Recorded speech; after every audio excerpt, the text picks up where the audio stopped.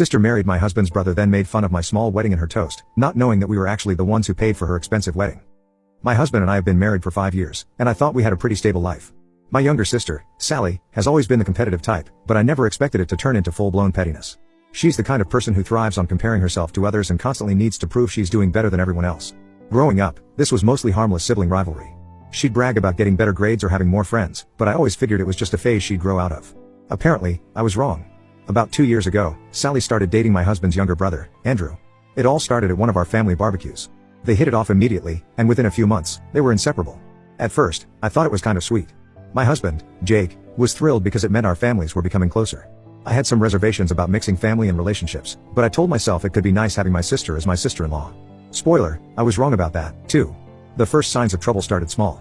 Sally seemed to turn every interaction into a subtle competition. She'd make little comments about our home, our jobs, even our dog, stuff like, "Wow, your house is so cozy. Andrew and I were thinking of something bigger, but this is cute." Or, "Oh, Jake's still working at his old company? That's great, he's so loyal. Andrew's thinking of moving to a more senior role soon." I tried not to let it bother me. I mean, that's just Sally being Sally, right? But it was constant, and it started to wear on me. When Sally and Andrew got engaged about 6 months ago, I was genuinely happy for them. I congratulated her, offered to help with planning, and even shared some tips from my own wedding experience. But Sally waved me off, saying, "Thanks, but we're going for something completely different from what you did." No offense. I didn't think much of it at the time, but that was just the beginning. Sally and Andrew decided to have this massive, over-the-top wedding. We're talking about a venue that probably costs more than our annual salaries combined, a designer dress, a 5-tier cake, a live band, and a guest list of 250 people. They even planned destination bachelor and bachelorette parties in Vegas. Every family gathering turned into an opportunity for Sally to brag about her wedding. She'd say things like, "We're really trying to set a new standard for weddings in the family," or, "It's going to be a real experience, not just a wedding." It wasn't just the wedding talk that got to me, though. Sally started taking digs at my marriage. She'd make comments like, "Andrew's so thoughtful, he's always surprising me with gifts. Does Jake ever do that for you?" Or, "I feel so lucky to have found someone who's really ambitious." It was exhausting. Jake told me to ignore her, but it wasn't easy. The real turning point came during the wedding planning. Unbeknownst to Sally, our parents, and Jake's parents had been quietly worrying about how much this wedding was costing Andrew and her.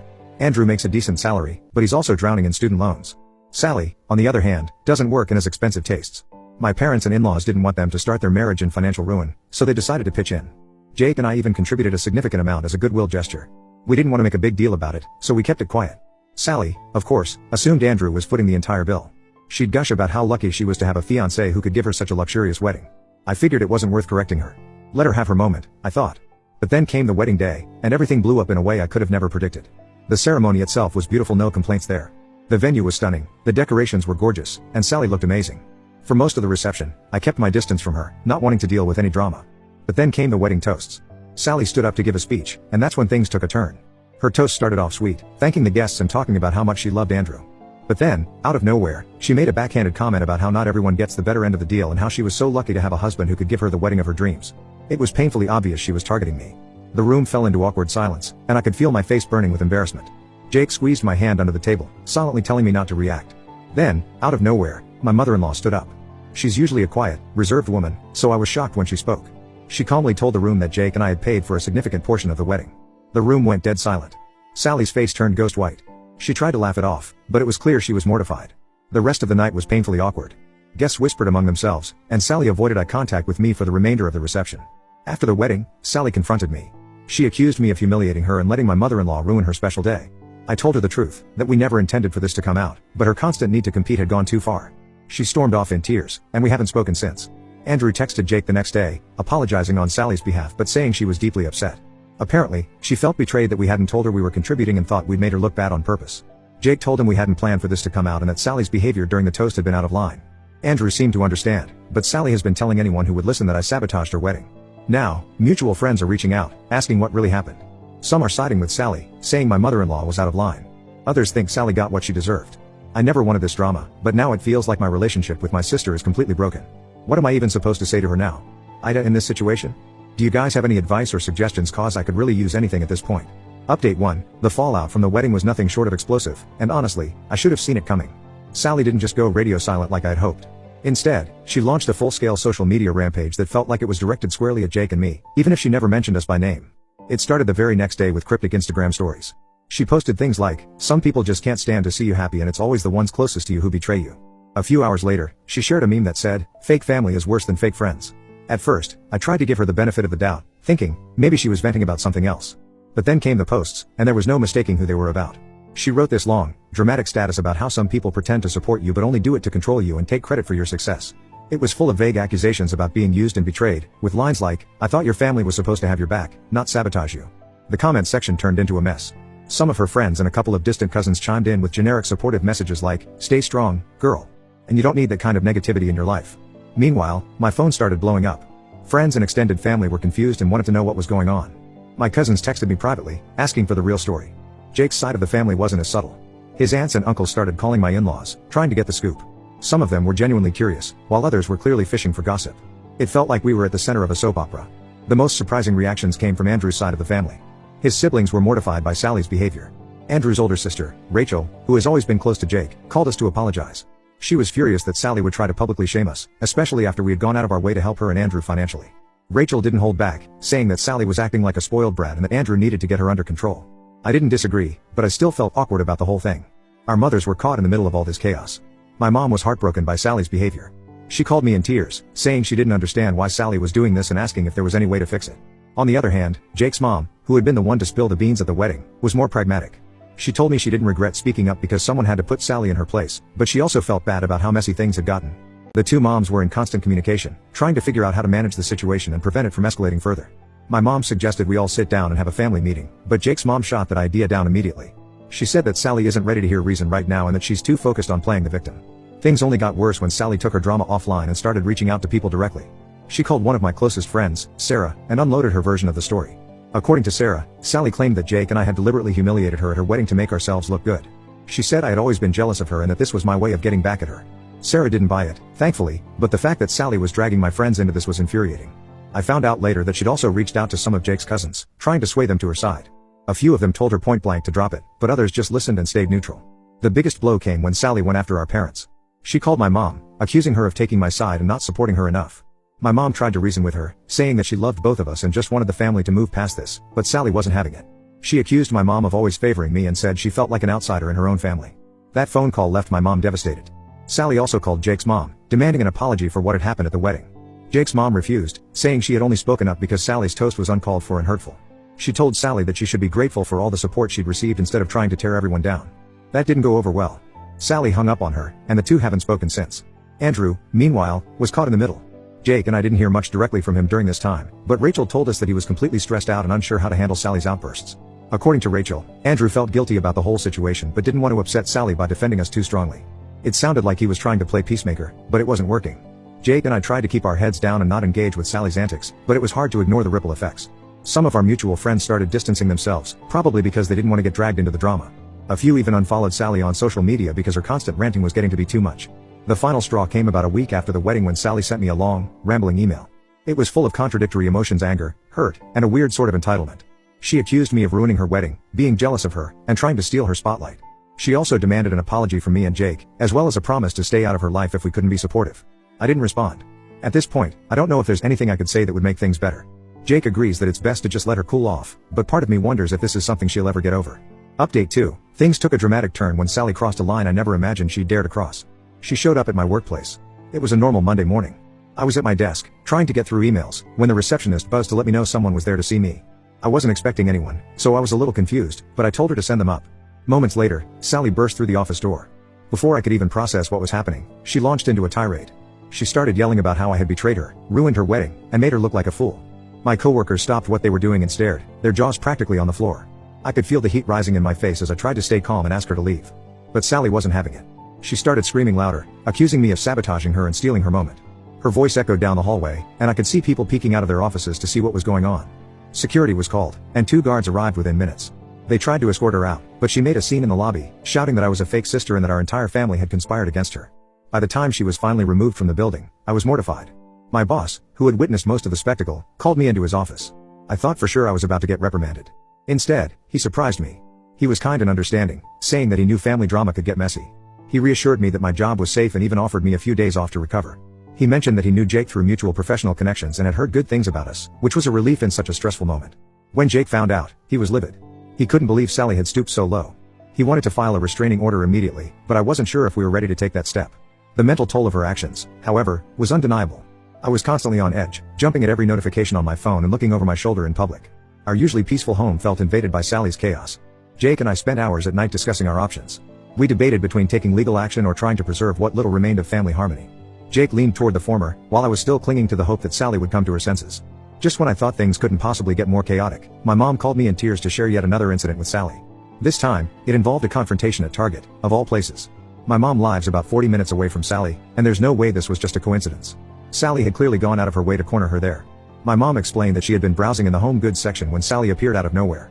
At first, my mom thought it was a random meeting and greeted her warmly, trying to stay positive despite everything that had been going on. But Sally wasted no time making her intentions clear. According to my mom, Sally went on a tirade, claiming that I was the favored child and that our parents had always prioritized me over her. She accused my mom of turning a blind eye to what she called my calculated attempts to steal her spotlight. She even brought up childhood grievances, things like how I supposedly got better birthday parties or more praise for my accomplishments.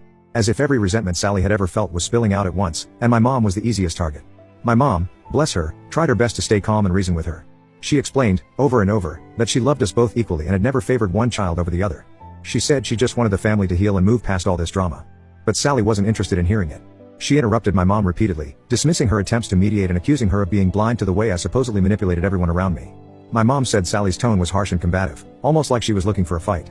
The confrontation lasted about 20 minutes, right there in the middle of the store. My mom was completely shaken by the time Sally finally stormed off. She called me from her car, her voice trembling as she recounted what had happened. Hearing her so upset broke my heart. My mom is one of the kindest, most patient people I know, and she didn't deserve to be dragged into this mess. I tried to reassure her, telling her she had done nothing wrong and that this was just another example of Sally's inability to take responsibility for her actions. But deep down, I felt guilty.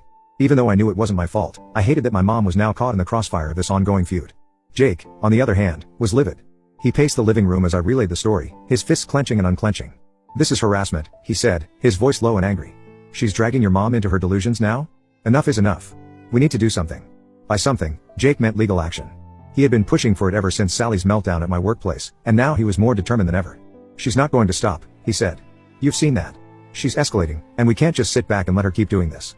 As much as I hated the idea of taking legal steps against my own sister, I couldn't ignore the fact that Jake had a point. Sally's behavior was spiraling out of control, and every time I thought she had hit rock bottom, she found a new way to make things worse. We spent the next few days discussing our options. Filing for a restraining order was one possibility, but we worried about how it would affect the rest of the family. My parents were already struggling to navigate the tension between Sally and me, and I didn't want to put them in an even more difficult position. At the same time, I knew we couldn't keep letting Sally bulldoze through our lives unchecked. Meanwhile, Andrew was caught in an impossible position. He reached out to Jake, apologizing profusely for Sally's behavior. It was clear he was mortified and didn't know how to handle his wife's increasingly erratic actions. He admitted that he was at his wit's end and didn't know how to calm her down. Rachel, Andrew's older sister, called me to vent about how embarrassed their entire family was by Sally's antics. She said that Sally's behavior was the talk of their extended family and that everyone was appalled. Rachel even suggested that Andrew should consider counseling for Sally, which I thought was a good idea. However, I doubted Sally would ever agree to it. Sally's social media attacks continued, but now they included vague references to being harassed and not feeling safe. She posted a photo of herself with the caption, "Some people want to see you fall, but I'll keep standing tall." Her followers, who were mostly in the dark about the full story, flooded her comments with support. To make matters even more awkward, some mutual friends started distancing themselves from both of us. A few people reached out to say they didn't want to take sides, while others simply stopped responding to my messages. It was painful to see relationships I had valued for years being affected by this drama. As the days went on, I could feel the weight of the situation pressing down on me. I started losing sleep, replaying the events in my mind and wondering where it all went wrong. Jake was my rock through it all, constantly reassuring me that we hadn't done anything wrong. But I couldn't shake the feeling that I'd lost my sister for good. The final blow came when I received a letter in the mail from Sally. It was handwritten and several pages long. She accused me of turning the family against her, ruining her reputation, and trying to take over her life. She ended the letter by saying that she wanted nothing to do with me until I apologized for everything. I didn't respond. I didn't even know where to start. At this point, it felt like there was nothing I could say or do that would make things right in her eyes. For now, Jake and I are focusing on moving forward and trying to find some peace. But the damage Sally has caused feels irreversible, and I'm not sure our family will ever fully recover from this. Update 3. Hello everybody, my husband's entire family took some serious action. His parents, siblings, and even a few extended relatives were fed up with Sally's antics. It started with a group text that turned into an emergency family meeting. The message was clear, they were done sweeping everything under the rug. Jake and I weren't invited to the family meeting, which, honestly, was a relief. The thought of sitting through what was bound to be a tense and uncomfortable discussion was not something I wanted to experience firsthand. Still, we got all the details later from Andrew and his older sister, Rachel, and let me tell you, it sounded like a scene straight out of a courtroom drama. Apparently, Andrew's father, who is a no-nonsense corporate lawyer and someone who usually steers clear of family squabbles, decided enough was enough. He took charge, and he didn't come unprepared. From what Rachel described, he showed up with a literal folder of documents. This wasn't just some casual conversation, this was a full-blown financial reckoning. He started by laying out every single financial contribution Jake and I had made toward the wedding. From the deposit on the extravagant venue to the designer flowers and premium catering, it was all meticulously documented. Rachel said it was almost shocking to hear it all listed out, like that it wasn't just a few $1,000s here and there, it was a significant amount of money. And it didn't stop with us. Andrew's dad also went through the contributions the rest of the family had made. Jake's parents had paid for the open bar and a portion of the wedding planner's fees. Andrew's older siblings had chipped in for the bachelorette and bachelor parties, which were extravagant destination trips. Even some extended family members had contributed to smaller costs like decorations and party favors. By the end of it, the total amount was jaw-dropping. Then came the real blow. Andrew's dad made it very clear that while the family had supported Andrew and Sally's decision to have the kind of wedding they wanted, they were blindsided by how irresponsibly it had been managed. He didn't mince words, pointing out that the lavishness of the wedding was unnecessary and that the financial strain it caused was unacceptable. But what really drove the point home, according to Rachel, was when he addressed the recent drama. He said that Sally's public behavior had gone beyond just embarrassing herself, it was damaging the family's reputation. Between the social media posts, the confrontation at my workplace, and the spectacle at Target, Sally had dragged the entire family's name through the mud. And now, the family was done quietly tolerating it. The ultimatum was delivered with the kind of precision you'd expect from a seasoned lawyer. Sally and Andrew were told they had two options. The first was to start repaying every cent of the money that had been borrowed for the wedding. This wasn't up for negotiation. Andrew's dad even went as far as to say that if they didn't comply, legal action would be taken to recover the funds. The second part of the ultimatum was that Sally needed to issue a formal apology not just to Jake and me but to the entire family. And this wasn't meant to be some half-hearted text or vague social media post. They wanted a genuine, public acknowledgement of her actions and an apology for the hurt she'd caused. Rachel said the room was tense enough to cut with a knife. Andrew, who had been relatively quiet up until that point, tried to defend Sally, saying that she was just under a lot of stress and hadn't meant for things to spiral the way they had. But Andrew's dad wasn't having it. He shut down Andrew's excuses with a firm but calm response, essentially saying that stress didn't excuse the way Sally had treated people. Sally, for her part, sat there in stunned silence, according to Rachel. She didn't interrupt or argue, which was surprising given how combative she had been in recent weeks. Rachel said it was the first time she'd ever seen Sally look genuinely at a loss for words. By the end of the meeting, Sally and Andrew were left with no wiggle room. They had to make a choice, take responsibility and start fixing the mess they'd created or face the consequences. Andrew and Rachel told us later that they left the meeting with a clear message: this wasn't just about money anymore. It was about respect and accountability, two things Sally had been severely lacking. Andrew, who had mostly stayed quiet throughout the chaos, finally spoke up. He admitted that he felt trapped between loyalty to his wife and frustration with her actions. He apologized to his parents and siblings, saying he never wanted things to spiral out of control. It was clear he was mortified and desperate to salvage what was left of his family's support. By the end of the meeting, Sally had no choice but to agree to their terms. She looked visibly defeated, Rachel said, and even tried to shift the narrative to make herself the victim once again. But the family wasn't having it. Shortly after the meeting, I received a text from Sally. It was a weak attempt at an apology, clearly written under duress. "I'm sorry for how things went down," it read. "Can we talk?" I stared at the message for a long time. Part of me wanted to respond, to hash things out and try to salvage our relationship. But the other part, the part that was tired, drained, and completely over her drama, knew it was time to let go. Jake and I talked about it that night. He was firm in his stance, no more. We had given Sally chance after chance, and every time, she had found a way to make things worse. Her half-hearted apology felt like yet another manipulation, more about saving face than making amends. The next day, we made the decision to cut ties. I blocked Sally's number, removed her from all my social media, and told my parents that we needed space. They were heartbroken but supportive, understanding that the constant emotional manipulation had taken a toll on me and Jake. Sally's reaction was predictable. She took to social media again, posting vague messages about losing family to lies and standing strong despite betrayal. This time, though, the response was different. People were tired of the drama. The likes and comments were fewer, and even her staunchest supporters seemed to be losing interest. Meanwhile, Andrew started making small payments toward the wedding expenses. It wasn't much, but it was a start. Jake and I appreciated the gesture, though we made it clear to Andrew that our issue wasn't about the money, it was about the respect and boundaries Sally had trampled over repeatedly. In the weeks that followed, life started to feel normal again. Jake and I focused on our careers, our friends, and the quiet life we'd worked so hard to build. We even took a short trip to the mountains to decompress and reconnect. My parents and Jake's parents continued to communicate with Sally, though they respected our decision to distance ourselves. My mom mentioned that Sally had started seeing a therapist, which I took as a small glimmer of hope. Maybe, she would eventually learn from all of this. As for the rest of the family, the fallout was undeniable. Andrew's parents were still upset but seemed to be mending their relationship with him. Rachel told me she was cautiously optimistic that Andrew could steer Sally toward a better path, though she admitted it would be a long road. For me, the biggest takeaway was learning the importance of boundaries. It was painful to cut ties with my sister, but it was also liberating. I realized that family doesn't mean tolerating toxicity, and sometimes the best thing you can do is step away and protect your peace. Jake and I are stronger than ever, and while I miss the relationship I once had with Sally, I've made peace with the fact that it may never return. For now, I'm choosing to focus on the people and things that bring joy to my life. And honestly, that feels like a win.